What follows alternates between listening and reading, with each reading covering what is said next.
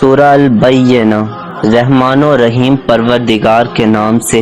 اہل کتاب کے کفار اور دیگر مشرکین اپنے کفر سے الگ ہونے والے نہیں تھے جب تک کہ ان کے پاس کھلی دلیل نہ آ جاتی۔ اللہ کی طرف کا نمائندہ جو پاکیزہ صحیفوں کی تلاوت کرے جن میں قیمتی اور مضبوط باتیں لکھی ہوئی ہیں، اور یہ اہل کتاب متفرق نہیں ہوئے مگر اس وقت جب ان کے پاس کھلی ہوئی دلیل آ گئی اور انہیں صرف اس بات کا حکم دیا گیا تھا کہ خدا کی عبادت کریں اور اس عبادت کو اسی کے لیے خالص رکھیں اور نماز قائم کریں اور زکوٰۃ ادا کریں، اور یہی سچا اور مستحکم دین ہے۔ بے شک اہل کتاب میں جن لوگوں نے کفر اختیار کیا اور دیگر مشرکین سب جہنم میں ہمیشہ رہنے والے ہیں، اور یہی بدترین خلائق ہیں۔ اور بے شک جو لوگ ایمان لائے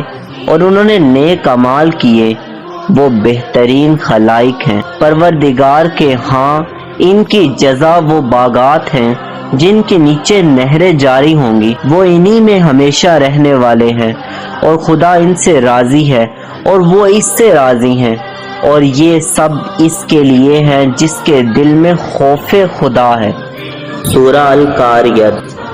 شروع اللہ کے نام سے جو بڑا مہربان اور نہایت رحم کرنے والا ہے۔ کھڑکھڑانے والی، اور کیسی کھڑکھڑانے والی، اور تمہیں کیا معلوم کہ وہ کیسی کھڑکھڑانے والی ہے؟ جس دن لوگ بکھرے ہوئے پتنگوں کی مانند ہو جائیں گے اور پہاڑ دھنکی ہوئی روئی کی طرح اڑنے لگے گا، تو اس دن جس کی نیکیوں کا پلہ بھاری ہوگا وہ پسندیدہ عیش میں ہوگا، اور جس کا پلہ ہلکا ہوگا اس کا مرکز حاویہ ہے۔ اور تم کیا جانو کہ حاویہ کیا مصیبت ہے؟ یہ ایک دہکی ہوئی آگ ہے۔